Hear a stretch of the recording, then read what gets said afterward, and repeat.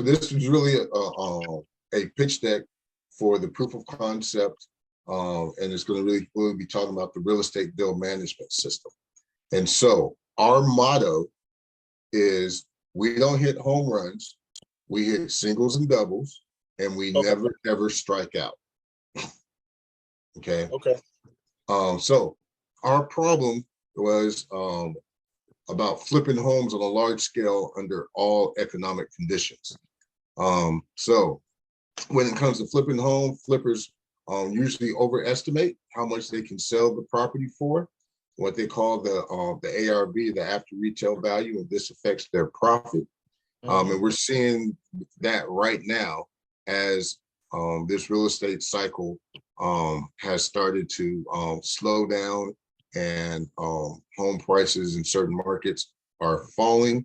Flippers are being negatively affected because the projects that they started at the end of the year, if they haven't finished them already, the amount that they thought they could sell the houses for have come down, especially if you're in high-end markets like LA or New York or San Francisco, right? So that's the first thing, is they overestimate how much they can sell the property for. They also underestimate the cost and time of the rehab. And so that's, again, another risk factor.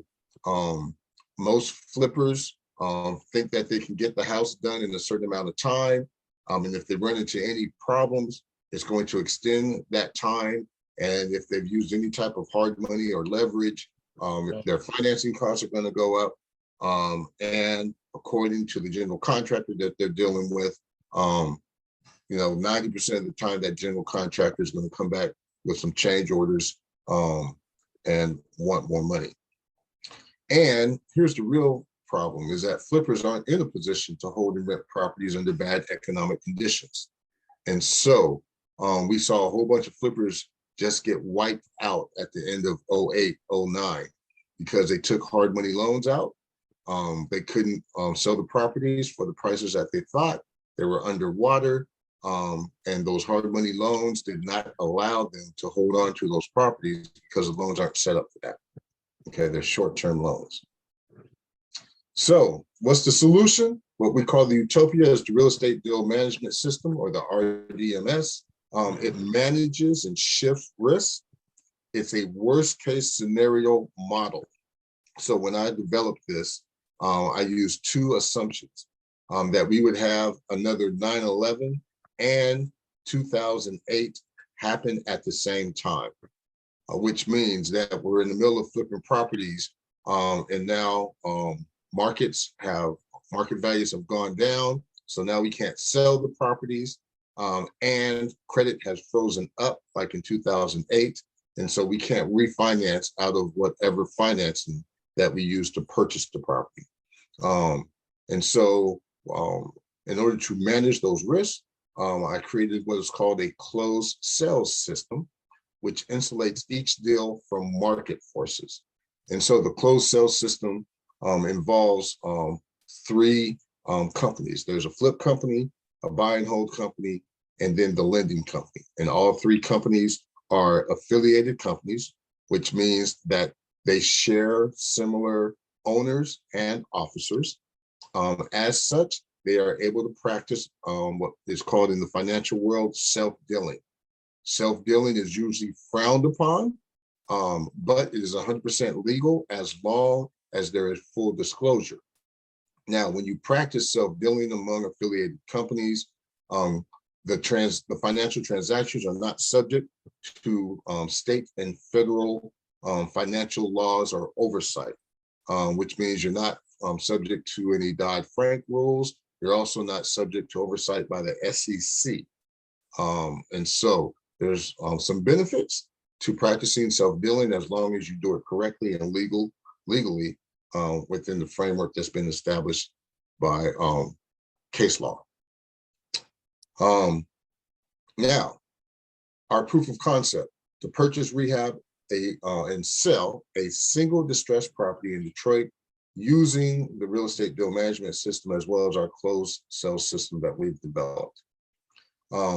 So the RDMS is a risk management system for managing and shifting risk while using leverage in order to generate at least a double-digit return.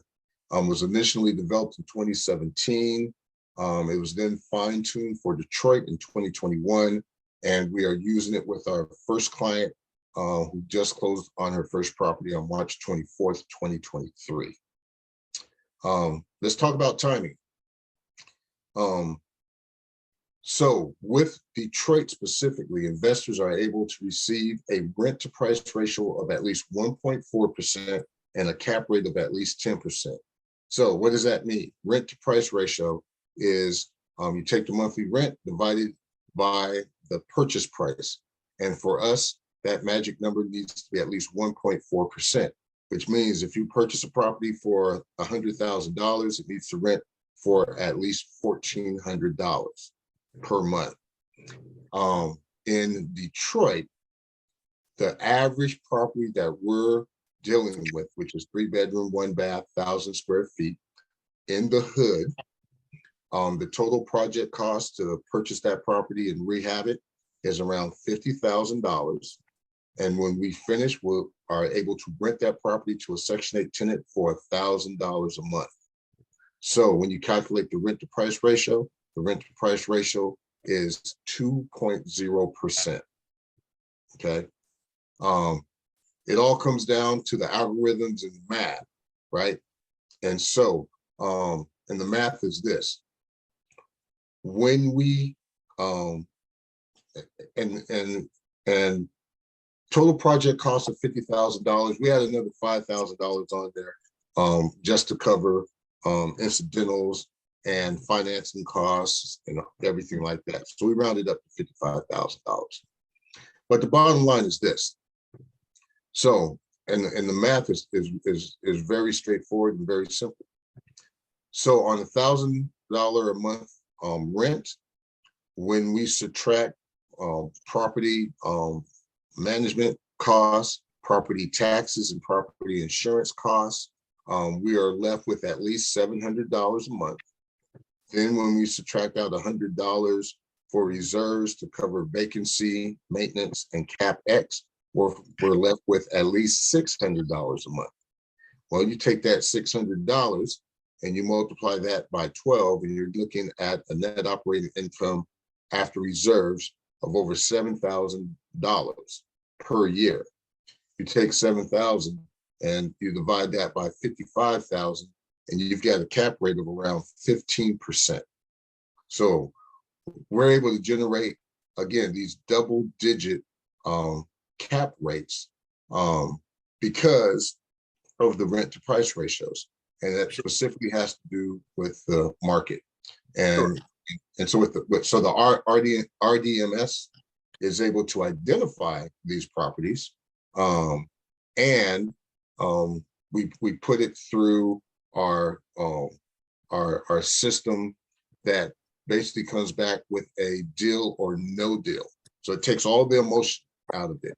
When we enter in the property address, the how much per month in rent, and the rehab level, and we use a scale of low, medium, high, and full rehab, which comes out with a dollar amount. And what the RDMS does is it tells you what the maximum purchase price of the property can be, and how much we can sell that property to an out-of-state investor who wants to get at least a 10% cap rate. And so it takes all the emotion about it out of it. And it's a scalable system. So my forte, my experience of now going on almost 30 years is building complex operational and financial systems, mainly for the government. So I've got over 15 years of operation management experience. I've got over additional 10 years of financial management experience in the government, managing budgets of for the government of at least $100 million per year for rich white folks in Santa Barbara County. And so there ain't too many Black men that are managing over $100 million annual budgets for white folks. And so I did that for more than 4 years. I spent 2 years as a CFO for a nonprofit in Santa Barbara where I managed an $11.5 million endowment fund.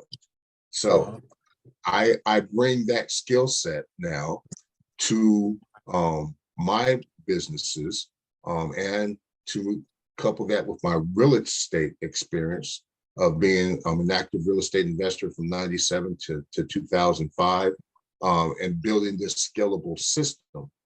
And so I have a system for developing systems, right?